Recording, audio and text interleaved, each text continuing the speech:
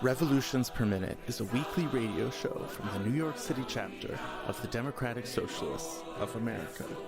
Recorded live at WBAI 99.5 in Brooklyn every Wednesday at 9 p.m. RPM's about doing the work to build a democratic socialist future. Each week, hear the latest news, analysis, and organizing experience from the minds and hearts of activists fighting every day in New York City. Join the movement at socialists.nyc.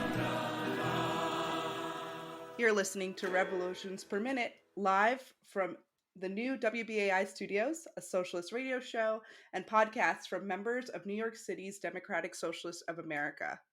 The Democratic Socialists of America is the largest socialist organization in the United States, with 90,000 members nationwide, and New York City DSA is its biggest chapter.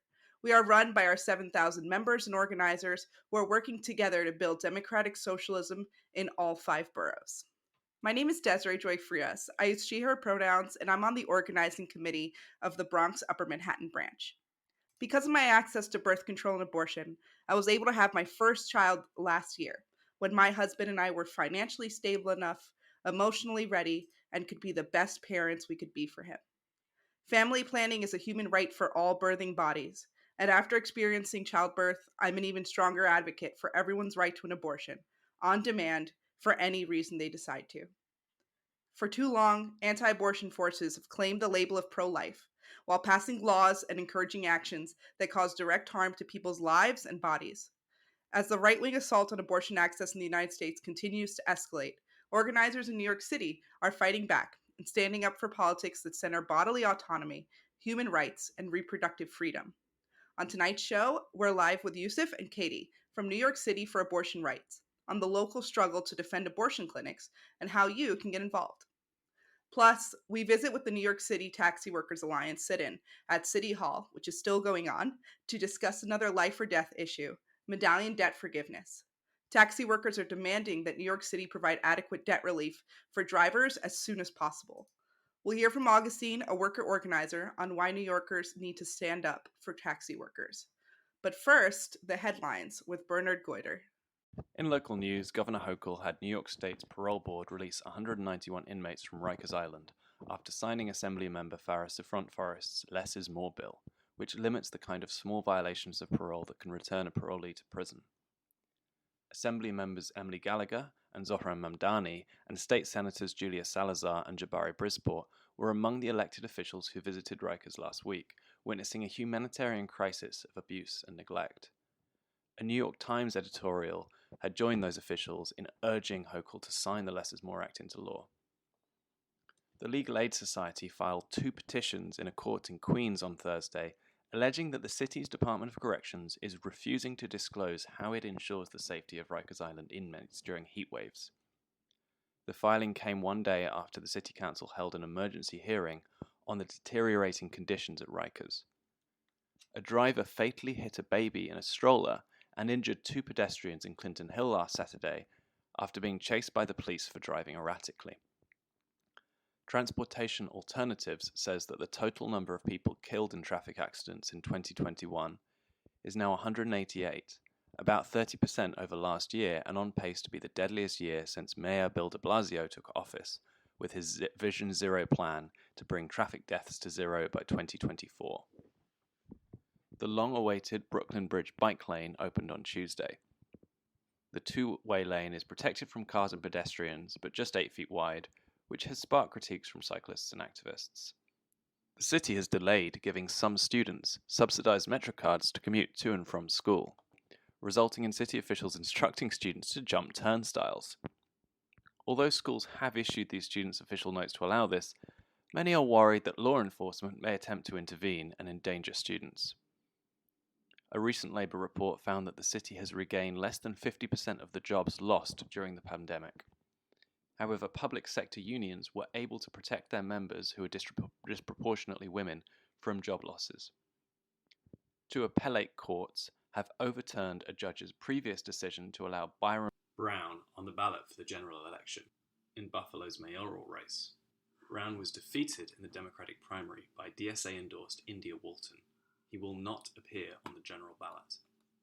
In other elections news, the City Council Speaker race is shaping up, with Keith Powers in District 4 Midtown East, Carlina Rivera in District 2 the East Village, Justin Brennan, District 43 Bay Ridge, Francisco Moya, District 21 Corona, and Adrian Adams, District 32 Jamaica, each jockeying for the support of Eric Adams, Democratic Party leadership, and other power brokers in the city.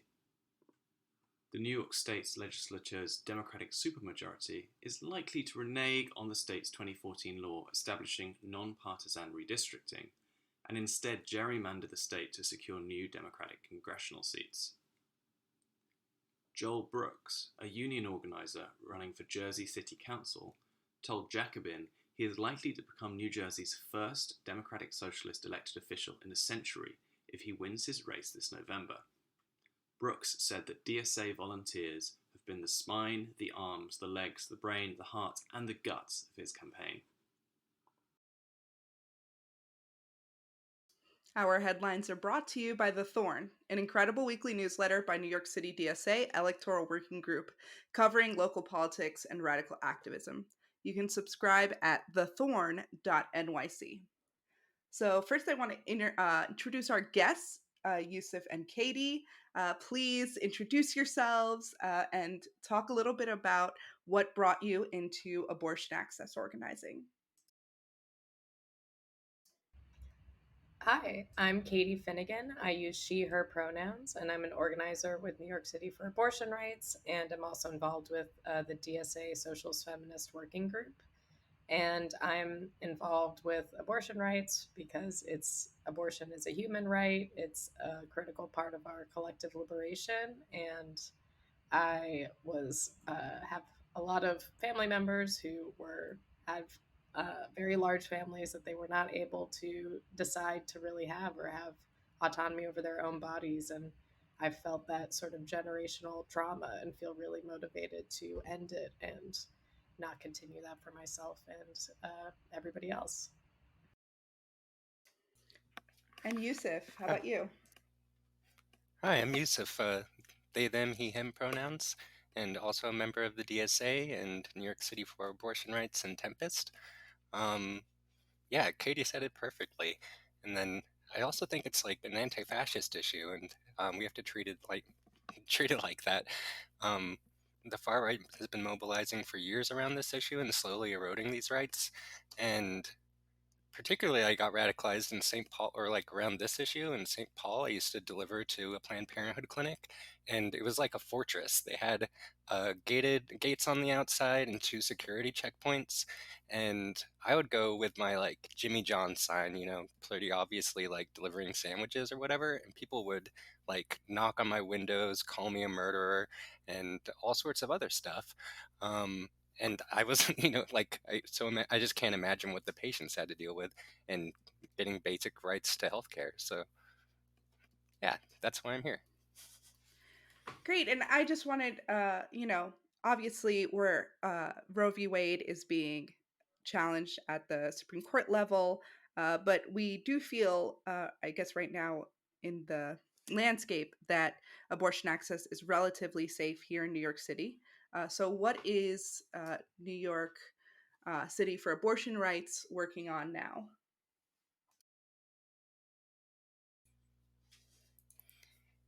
Yeah, so we started a few years ago. Right now we're focusing on the clinic in Burham Hill. We're trying to get the church, St. Paul's Church, to stop hosting this congregation called Witness for Life. They initially were doing once a month protests in Manhattan, and now they've spread to 4 of the 5 boroughs. And so our goal is to prevent them from getting to the clinic, ideally stopping them from being hosted by the church at all. So what we do is we try and physically block their procession and slow them down, so that way people can access healthcare, can access the clinic without any interference. And we're also petitioning the church to try and doing tablings in the community to try and get them to stop hosting the congregation. So then there are still these kinds of, what we really associate in the South where it's more challenged. There's still these protests outside of clinics targeting patients then. Yeah, like I said, used to be once a month, but now the Catholic Church has expanded to weekly protests. So they're doing this every week and bringing in people from out of town. And more than that, last year, an evangelist organization, Love Life, established a clinic or established a presence themselves and do a 40 weeks for life, which is a lot longer than 40 days. But yeah, they also do weekly protests in Manhattan. So I think it's really important to I think people aren't aware that this is happening in every borough in the city. And I think it's really important to raise awareness around that because it's appalling. I don't know how New York should be really, really pissed about it and prevent these people from harassing people. So we'll I don't know talk if Katie more. wants to add. Yeah, Katie. Nope, Yusuf said it all. So we'll talk more about clinic defense and abortion access in a bit. But first, let's talk about another ongoing fight in New York City, the fight for taxi workers to get relief from medallion debt. So my father migrated from the Dominican Republic in 1992. He spoke no English when he moved into the Bronx and became a driver for High Class on Fordham Road. He bought one tailored black suit at the Herald Square Macy's and spent 20 years driving. When he picked me up as a kid on Sundays, I felt like a princess in a chariot. Little did I know the extra hours he drove the other days to make up for our time together. Every year it became harder to make ends meet, and he started working longer and longer hours. The hours behind the wheel were hard on his body, and I feel they contributed to his prostate cancer, which he couldn't get treatment for because he had no insurance. By the end, there was no money left in savings, no retirement other than his monthly social security checks. His cancer made it too painful for him to drive, so to stay afloat, he still works as a janitor at over 80 years old. Taxi medallions used to be the ticket to the middle class. Their value peaked in 2013 at $1 million. By 2018, they were worth $200,000, and now way less. Drivers are trapped in debt, some for over $500,000 for a license that's continuing to tank in value. Uber and Lyft destroyed the yellow cab industry, but then came 18 months of lost wages due to COVID. 9 drivers have taken their own lives, and countless others have started bankruptcy proceedings, losing their homes, their cars, and garnishing their wages for the rest of their careers. Neither the de Blasio administration nor the federal government have supported these essential workers in their fight against these predatory lenders. I visited their encampment outside of City Hall, which is still going on, to talk to Augustine, a member of the Taxi Workers Alliance, about their demands. Let's hear from him in this clip. So I'll go ahead and start. My name is Desiree Joy Frias. I use she, her pronouns, and I'm here with Augustine. Augie. Hi, my name is Augustine Tang. I use he, him pronouns, and I am 37 years old and owner-driver of a Medallion taxi in New York City. How long have you been driving cabs? For 5 years. Great, and how did you get started in the industry? Well, my father passed away 6 years ago and ended up having taken care of his mom, my grandmother, but he also left me behind with his medallion. I had to get lawyers to get it back. I found out that he owed about $530,000 on that loan. I decided to take it, learn a new industry while being able to provide for my grandmother as well too. I made that choice because I remember my father was very proud of owning a piece of New York. It was just a lasting legacy, and after he passed, I just felt it was right for me to take it over. And what did that medallion mean to your father and your family? It was our road to the middle class, right? My father never really said much things about taxis, but he really told me about medallions being something that he cherished and that it will help us in the future. Unfortunately, with the medallion crisis happening right now, I have met somebody when I first started taxi. I met somebody named Kenny Chow at a taxi stand that taught me some of the taxi 101. He ended up also being a medallion owner that has a $700,000 loan.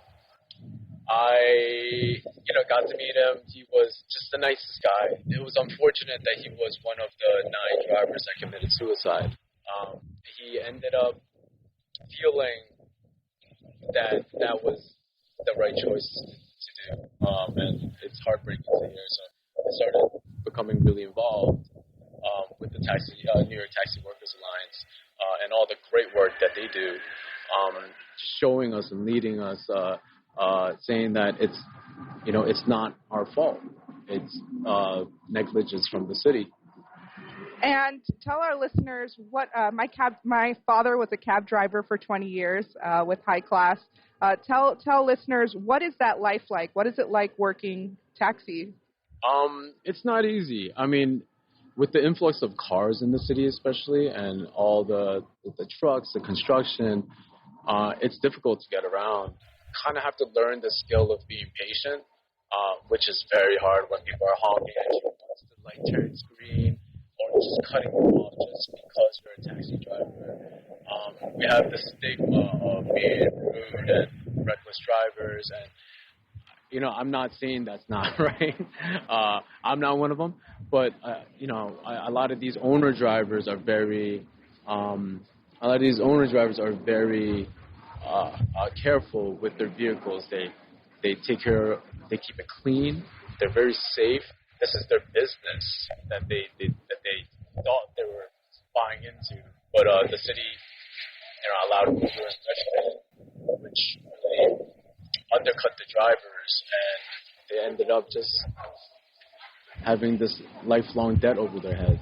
Yeah, and before we get into the government's negligence, how has the rideshare app influx impacted your business and destabilized that Medallion? I mean, in the past, people could pay it off, right? Right. Well, I want to start by saying that the government purposely inflated prices of the Medallion and they banked $855 million off of these sales of the medallions through fees.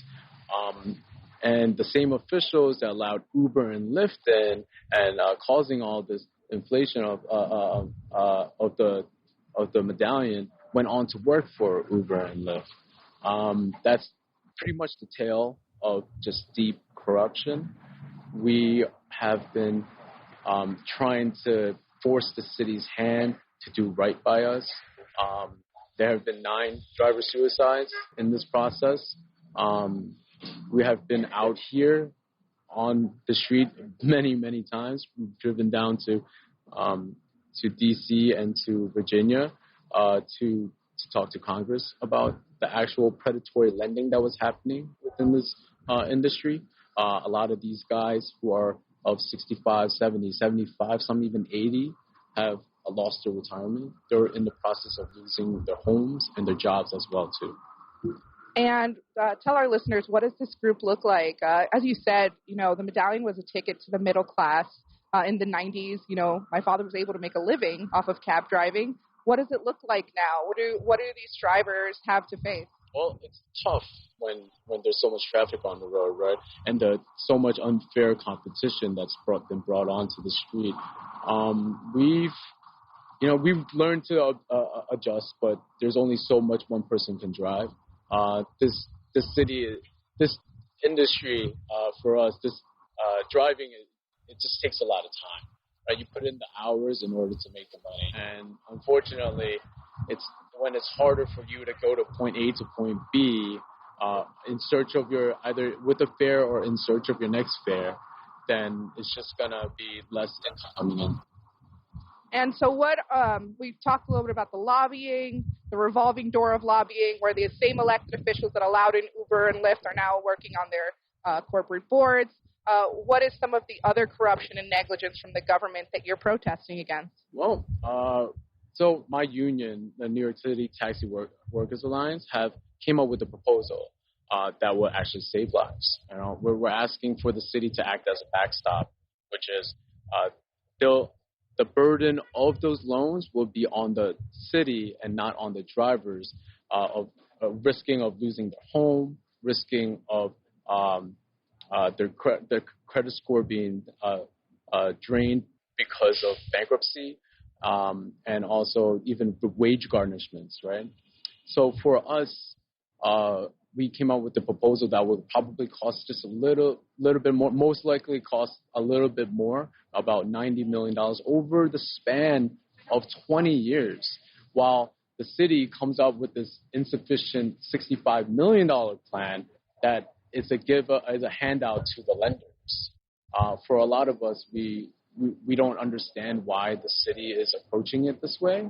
We believe that the lenders, they're willing to bring down the loan to $175,000. With the city's plan to add on to the backstop, we could have it at everyone at $145,000, and that becomes livable. With the city's plan, unfortunately, they have actually made the criteria worse than what the lenders have been offering us. So the Marblegate, who has the most loans in the industry as of now, was offering us $275,000. But with the city's plan, they're talking about the range of $330,000. And because of, depending on how much they drop down, they're like if they drop down 40%, they could charge drivers up into $2,000 a month. With our plan, the maximum we could charge is $800 a month. And that's what we think is livable. These guys, we've worked 10, 12, 14-hour days, even longer, in order to make $7 an hour under the city's plan. It's incredibly selfish, and just don't understand why they think that this is the way to go. And it's dangerous because not only are we losing lives to suicide because of capitalism and the forces of, of income, but if you're making that little, you're going to push yourself to work hours where you're unsafe, where you're operating a vehicle unsafely just because you have to make ends meet, if that's how much the lenders are taking. Yeah, absolutely. And what has been the response when you went down to Congress, when you've reached out to Mayor de Blasio's administration? What is their response? Well, I just want to thank the elected officials have been supporting us. We have Senator Schumer that has giving us their blessing of Taxi Workers Alliance's proposal. We have Richie Torres's. A lot of elected officials have come forward. Over 100 elected officials and organizations total have agreed that our plan is the way to go to save lives, and it does right by the drivers. With us, we want to thank organizations like DSA, the Democratic Socialists of America, has been just amazing with their debt and finance.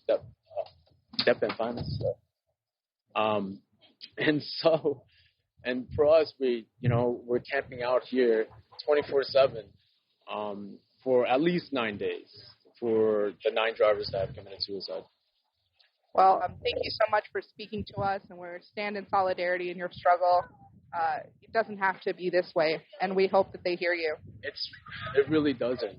It's really not much more that we're asking for, and it's completely doable. Our plan has been vetted by the comptroller, has been vetted by the Senate Majority Leader Chuck Schumer, and we're just wondering why would they choose a path to enrich the banks and lenders and kill the drivers when these drivers could have committed 20, 30, 40, 50 years of their lives.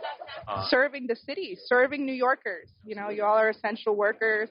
Y'all keep us moving, and we need to just give you what you're owed. Yeah, it's really cool that the city has us coming out here 24/7. The longer we have, these guys are pushing like 70, 80 years old. How long can we stay out here for?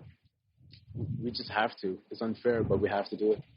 Well, let's hope victory comes soon. Thank you so much, Augie, for speaking to me. I appreciate it. Thank you very much. Thank you for having me. You just heard from Augustine of the Taxi Workers Alliance on the taxi workers' struggle for Medallion debt forgiveness. There are drivers camped out at City Hall 24 hours a day for the foreseeable future, and I'll be joining them Friday night at 6 to follow up and see what the response has been. My name's Desiree Joy Frias. You're listening to Revolutions Per Minute on listener-sponsored WBAI in New York City, broadcasting at 99.5 FM and streaming on your favorite podcast app. Today, we're talking about abortion access. But first, fundraising pitch.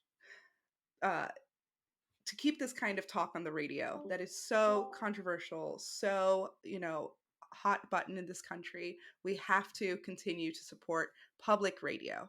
You have to continue to invest monetarily into WBAI to make sure that our stories and our opinions can stay on the air. So if you make a donation now, we still have some of those union-made Bernie shirts available as thank yous. At this, if you give at the $65 level in the name of Revolutions Per Minute. So to give to the station, please call 212-209-2950.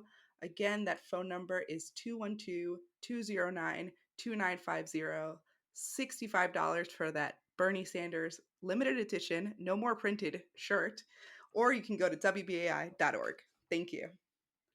So back to Katie and Yusuf from New York for Abortion Access talking about abortion access. So we talked about why you both support the right to abortion. Let's talk a little bit about this framework of pro-choice and pro-life, terms that people are using broadly to categorize their beliefs. Can you talk about why abortion access organizers don't use these terms? And Katie, if you want to start. Yes, I will start. Thank you. And thanks for that great reporting, Desiree. So, but on, the pro-life, pro-choice framework that we don't support, we're pro-abortion and like to center that, like abortion, we need to say the unsaid thing. We need to bring it out of the shadows. It's happening. People are getting it everywhere. We shouldn't be afraid to say it as a movement. And I don't think it hurts us too. I think it's worse to not say it.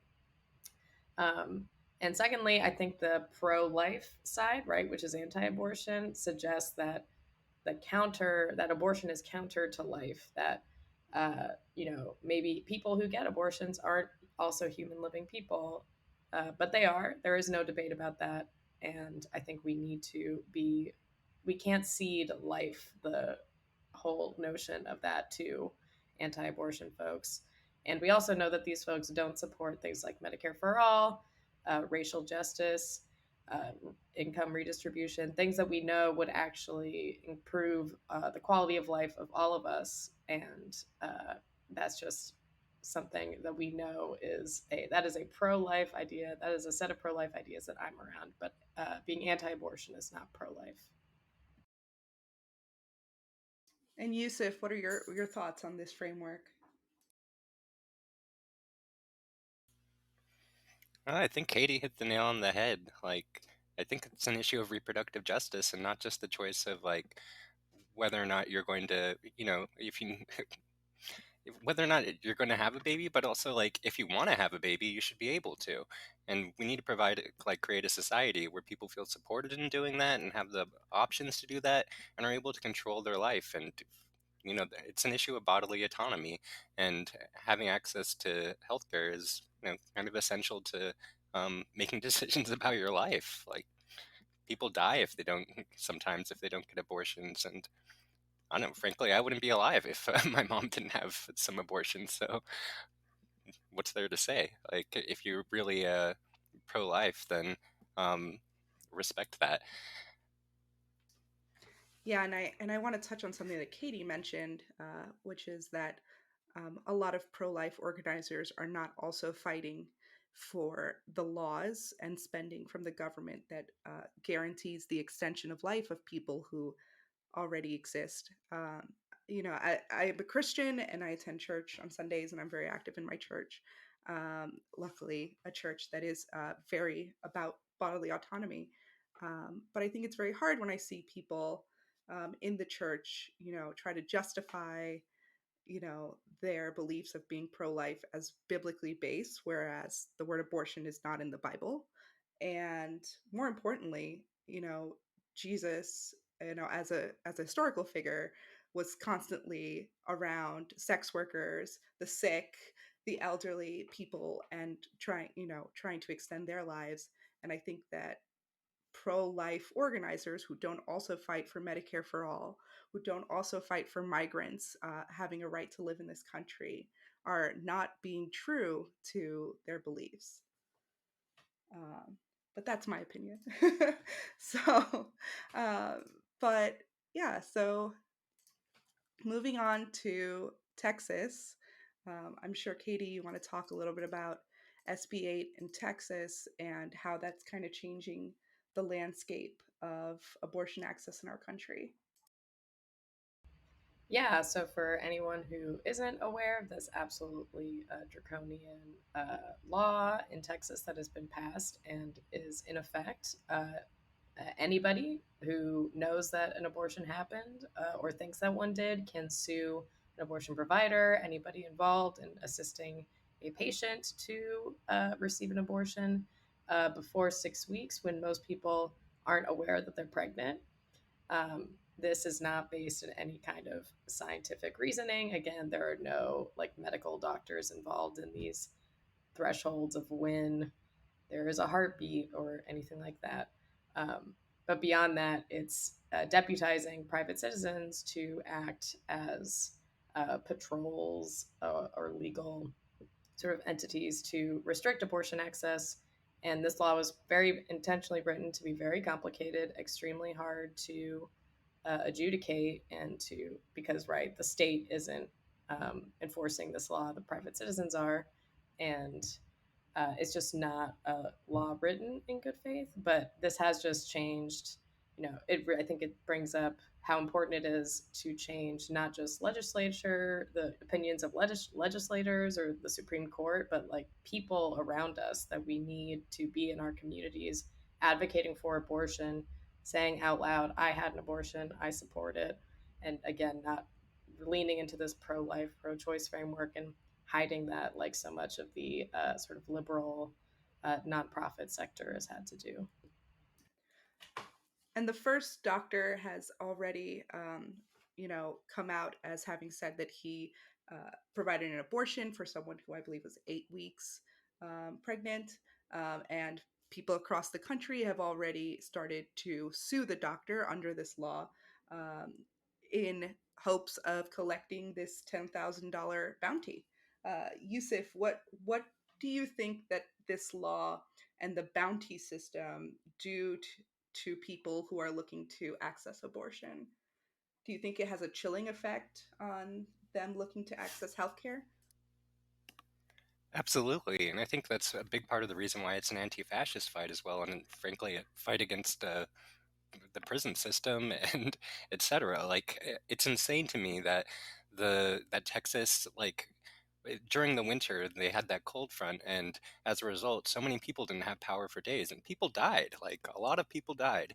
And Texas can't afford to invest in their energy infrastructure, but at the same time, they are willing to give people $10,000. Like they have money for that shit, that stuff. Excuse me, and uh, somehow are able to do that.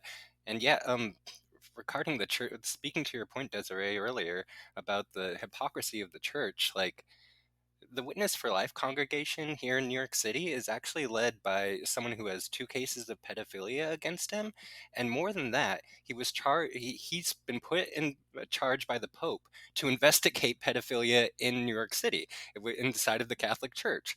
Like it's insane that these people are like that. And he was a huge advocate for not putting during the pandemic, not putting limits on um, how many people can congregate in a single place. Like these people are willing to let people die if it's under the conditions that they think that um, are right. And more than that, to add to it, in relation to the NYPD, the church is a huge property owner in New York City, and as a result, they have a very strong relationship with the police.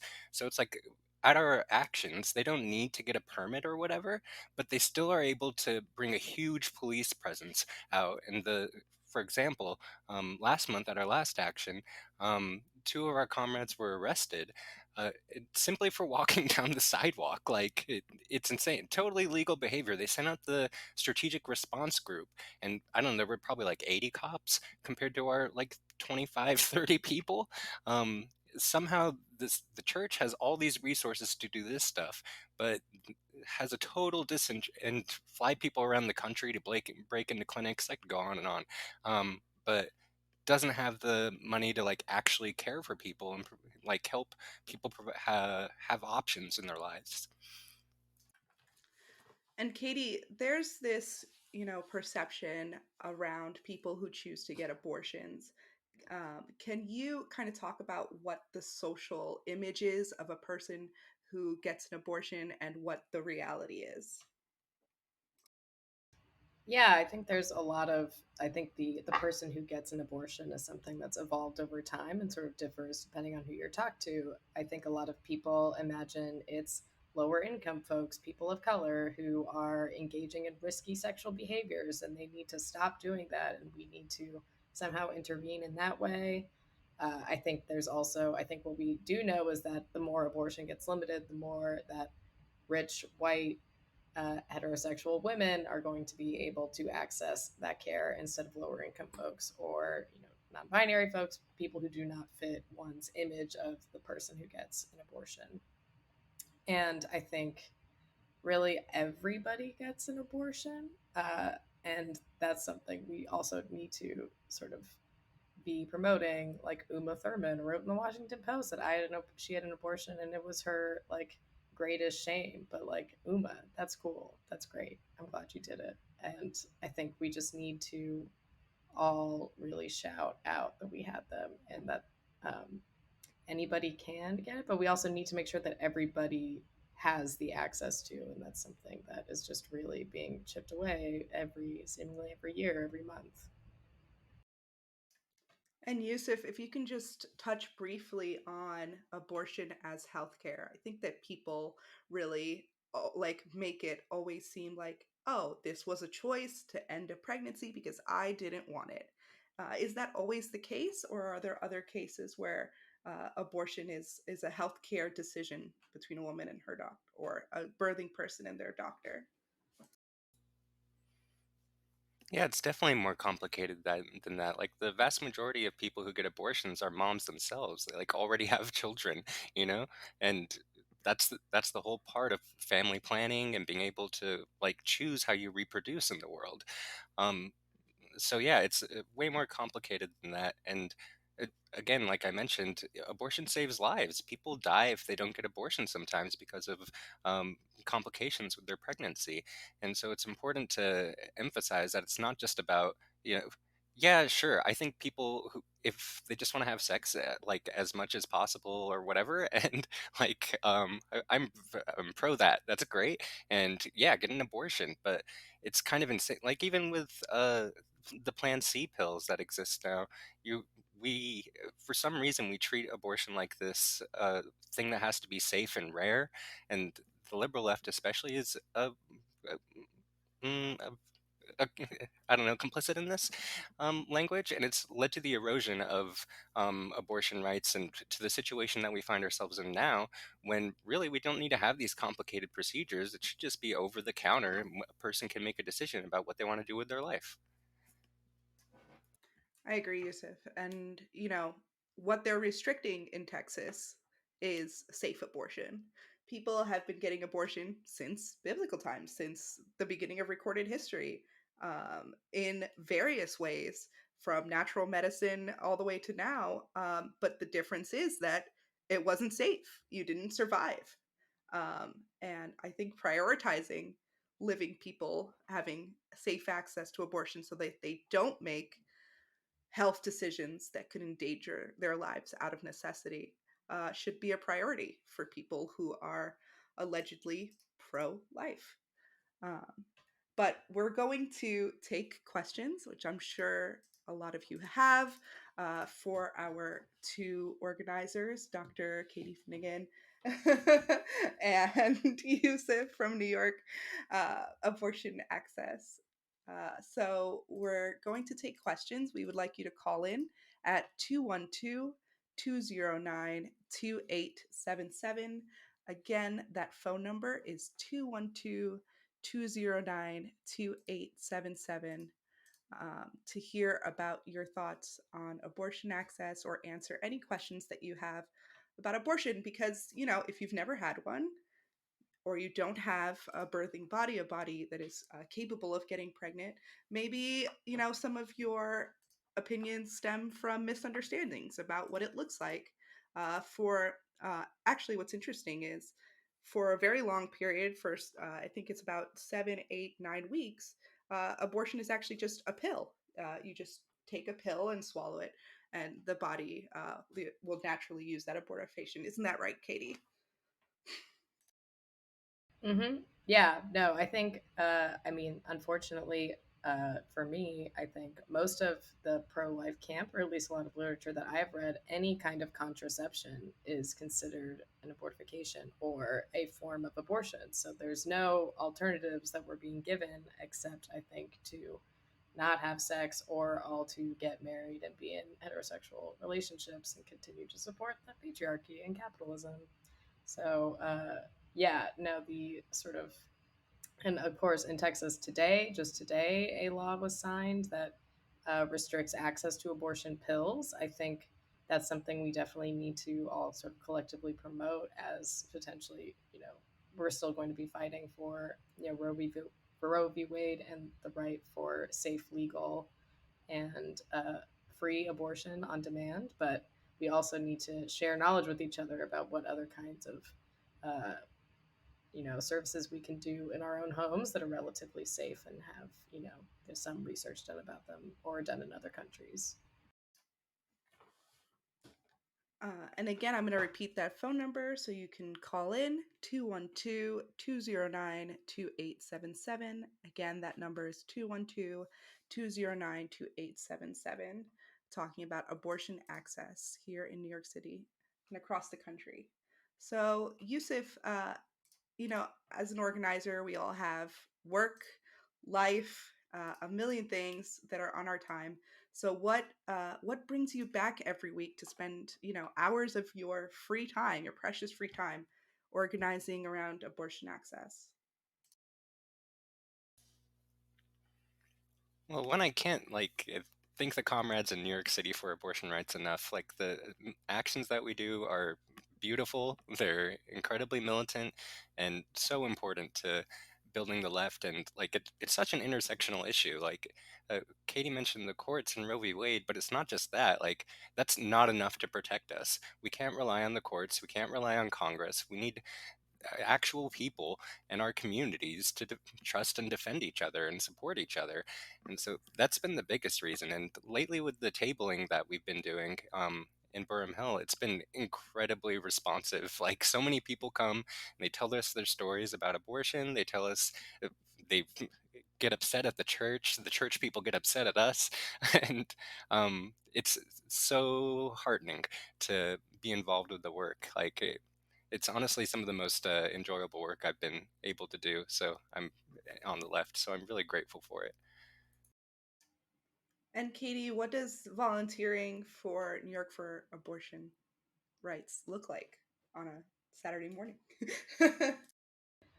Wow, yeah. So maybe not surprisingly, people who are going to church on Saturday or Sunday are up early. So we wake up early and head out. And I live in the community where the Brooklyn Witness for Life marches are happening. So it's actually been really, uh, really, intense for me to connect with my community members, to see people who I see, in my daily life around, but also, wear a shirt that says abortion is freedom, and let them know what is happening in our community.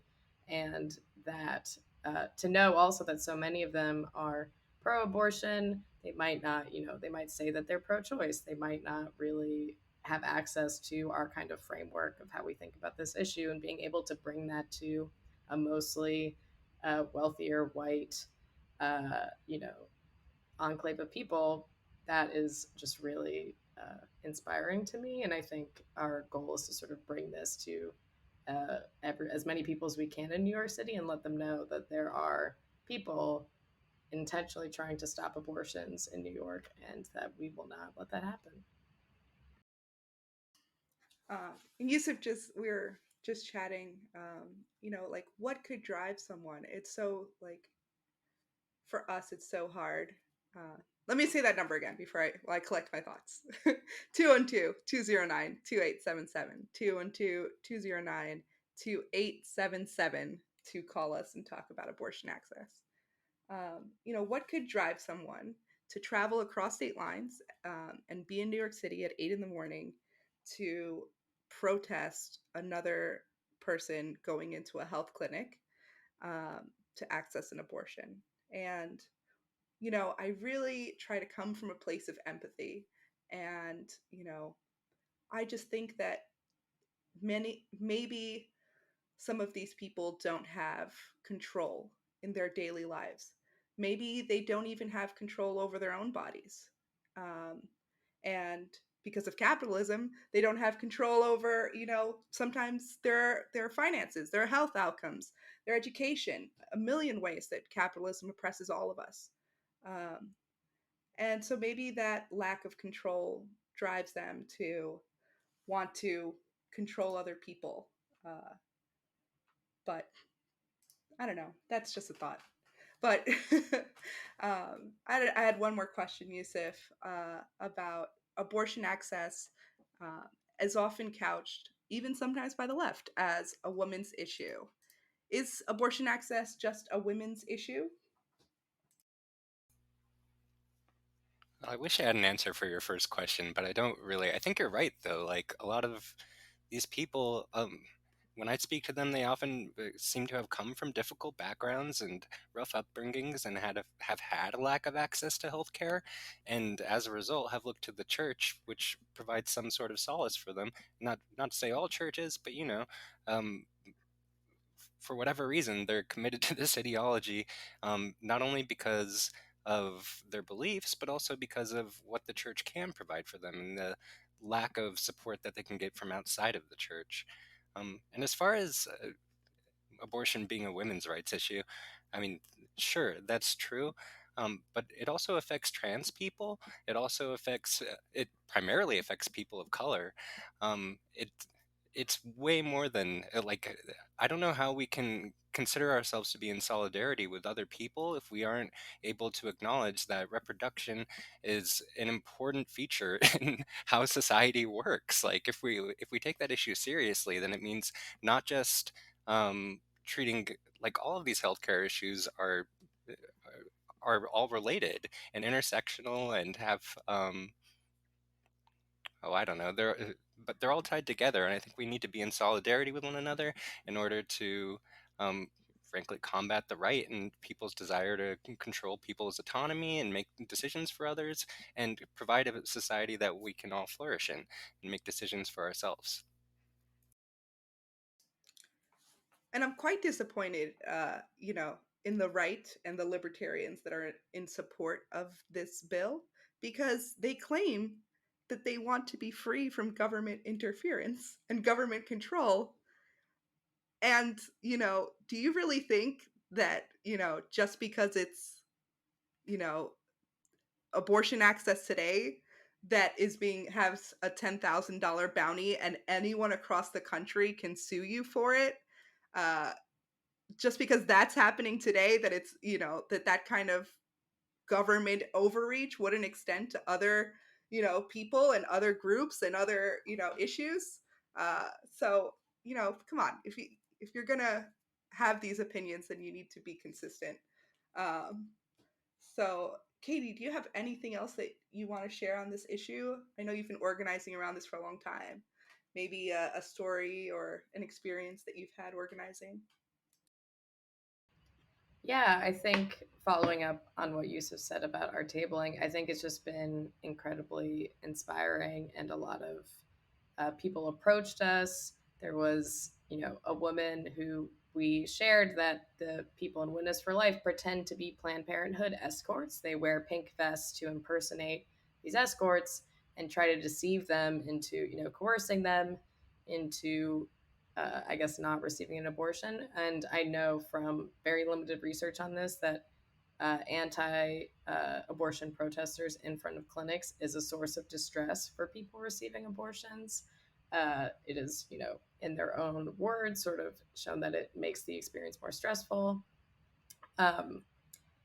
And this woman who we told this just started immediately crying, and sort of me and the other organizer I was with, we both started crying. And Yusuf and our other comrade Mike were there, and they were, more in the action of handing out flyers. But it was a weird sort of collective sharing of just the sadness that people are being deceived in this way, and that the people doing the deceiving are doing so in the name of this moral higher power and think they have the high ground, but they don't.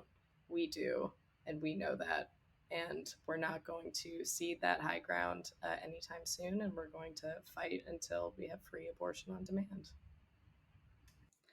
And if our listeners want to help join the fight here in New York City with your organization, if you can give them some next steps, how to reach you via Twitter, Instagram, website,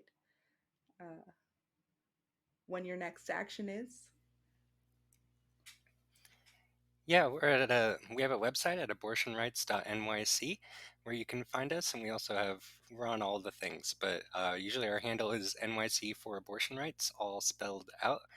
And yeah, we're going to be at the Women's March on October 2nd in Washington Square Park, so we're going to have a contingent there, along with some other left organizations, including the DSA and Left Voice and others.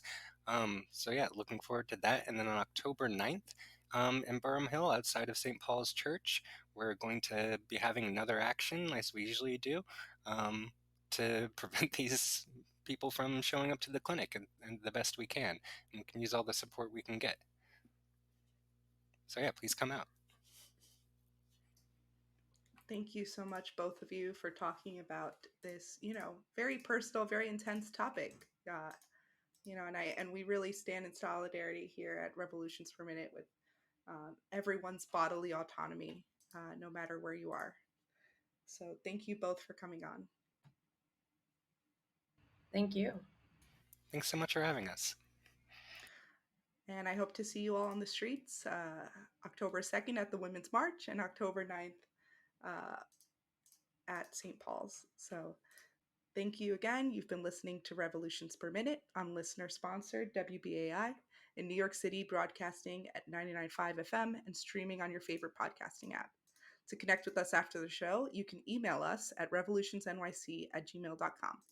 You can also find us on our website, revolutionsperminute.simplecast.com, or on Twitter at NYCRPM. I'm Desiree Joy Frias.